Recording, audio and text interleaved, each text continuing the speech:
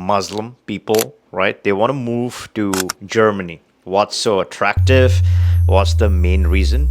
But before we deep dive, it's very sad what has happened at the Christmas market. It's a sad situation during the holidays, and I sincerely hope that the situation gets back to normal and people start celebrating the holidays once again. All right, now let's look at the demographics, right? The shift. If you look at the map of Europe, a lot of Muslim people, they're targeting Germany. Muslims have this cultural inclination, right? A lot of them want to move to Western countries like Germany, Belgium, Italy, France, a large part of Europe, right? Even the Netherlands.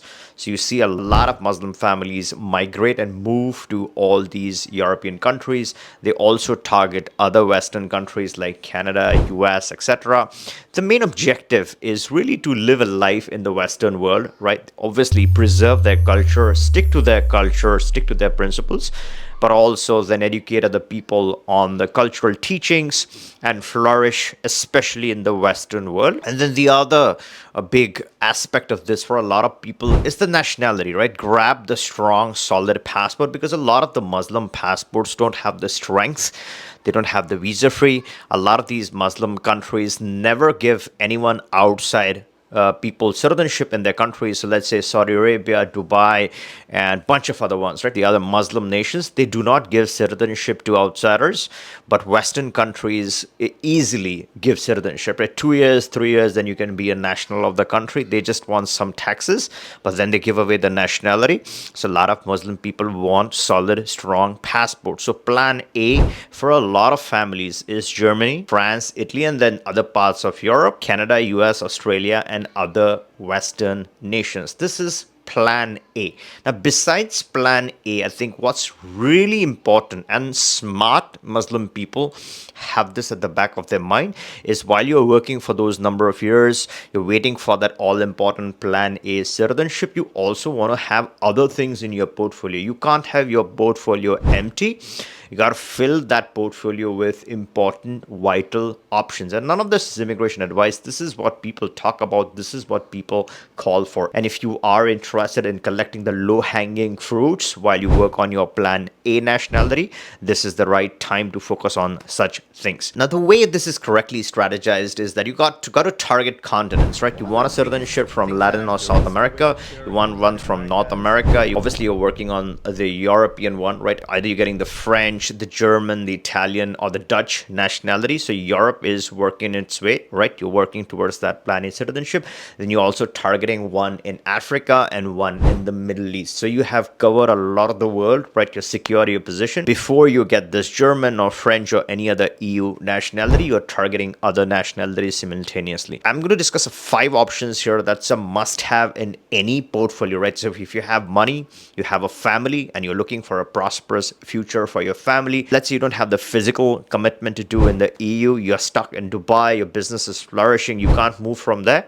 Then you do a golden visa in Portugal and you get the European nationality that way without spending next to no time in Europe. But let's talk about other places. In Africa, the clear winner is South Africa. Direct permanent residency through a donation and no physical presence or commitment required in the country to maintain the status. The citizenship can be obtained after 5 years, and there's a very limited amount of time that you have to show in order to get the South African nationality. If you look at Latin or South Americas, the number one pick by far is Argentina for citizenship purposes and Paraguay for taxation purposes. It's a territorial tax system and it's a 9% tax system. So from tax perspective, Paraguay really checks the box. And from a citizenship or a nationality perspective, Argentina makes a lot of sense. In North America, the clear winner is Mexico. And a lot of my American clients are doing the Mexican option. They want to get that solid nationality, the plan B backup nationality. It's not so easy to get the Canadian nationality, right? You got to pay taxes, you got to live there. So the fallback option is Mexico. No physical presence required to maintain any of those statuses, right? Temporary, permanent, not required.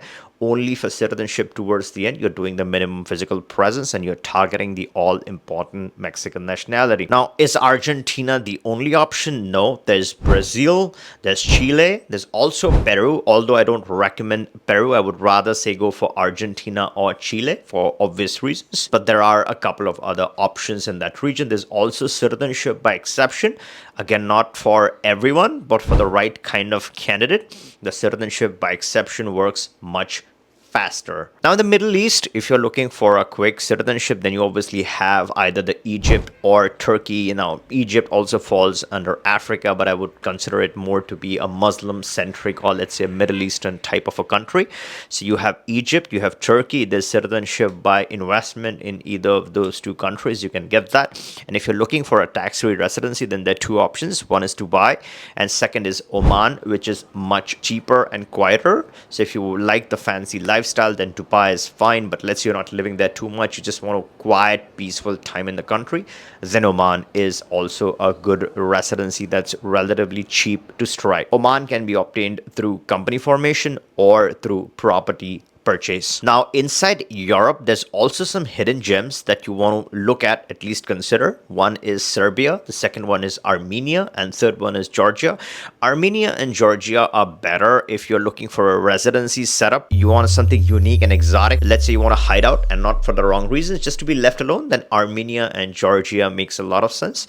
But if you're looking for nationality, a good, solid, respectable nationality, then Serbia is the best one, because obviously you're not going to go for a Russia or in Ukraine at this time. So Serbia makes a lot of sense. And it also has citizenship by exception route. Again, not for everyone, but it expedites your process. No residency, no language, none of that. Dual citizenship allowed. It just takes you fast forward into the citizenship world. Easier said than done. It requires specific criteria. I don't recommend this to my normal clients, but if you meet certain criteria, then this is a good one for you. We have a specialized attorney in Serbia, and at any point in time for any of these residencies, right, we have the right people at the right offices. So if you are interested, you can always click the link, book a call, we can discuss and get you started with any of these options. Now, apart from Portugal, are there other options in Europe? Of course, there are certain golden visas. Two of the ones that people often ask for is Latvia and Hungary. Yes, you can design and set up your golden visa situation in these two countries. The better one is Portugal, but let's say you don't have the capacity, you don't have the 300K to invest upfront, then you can look at the cheaper options that can be manually structured. And these are for the savvy business people who anyways want to open up a business or set up a business, a legit business, and get the golden visa that way. And for Portugal, golden visa is not the only option. There's several other different categories that you can qualify for and get similar benefit eventually. And this is something that we discuss with our clients. The people who have a lot of the upfront capital to tie up, they'll directly go for the golden visa. But let's say you don't have that much capital, then you can obviously look at the other categories inside of Portugal. And finally, of course, if you're looking for an immediate citizenship, the fastest of the fastest is Vanuatu, right? You can get this in 2 to 3 months, followed by Nauru, the new entrant. Although the demand for Nauru is very less, some very savvy people who are happy with the UK and Ireland access, they would think about Nauru, but it's such a new program, so we got to wait and watch how it's functioning, what is the due diligence like and stuff like that. And then these days, a lot of people don't even think of the Caribbean options, right? Now, although we have to say they are real citizenships, but then a lot of terminations and revocations, one almost feels that, okay, the ones who are born over there, those are the real born citizens. But let's say you purchase this, they're giving it to you today, but tomorrow it might be terminated, it might be cancelled. So is it a real citizenship? Is it not a real citizenship? Again, I don't want to enter that rabbit hole. It's up to you to decide what you think about this, but you have those options, right? At 100K or 150K, maybe some people got it, but at 250K, I really don't see what is the use case or what is the worth of some of those citizenship. And that's just my opinion. Each one thinks differently. But now, before you go, if you want to subscribe to the channel, make sure to smash the bell notification and subscribe so you are updated on all the latest developments and news within the RCBI. And if you like this video, give me a thumbs up and catch you in the next one.